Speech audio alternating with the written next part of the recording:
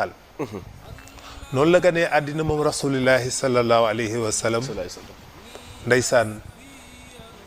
keroog bi fajar gi xare ci la événement yi xew yëpp xew biddéew yi ci asamaan si mel ni luy tàkk mel ni dañoo jege si ñëpp ko remarqué jaaxle lii lan la asamaan si leer naññ guddi gi biddéew yi rek dañuy leeral suuf si soxlaatoo weer wi nga ñuy sentir ci atmosphère bi benn paix xol yi naat xol yi giif xol yi dal nit yi yëg benn jàmm bu extraordinaire boo xam ne xamuñu fu mu jógee odeur yi changé mel dafa am ay parfum ndekete booba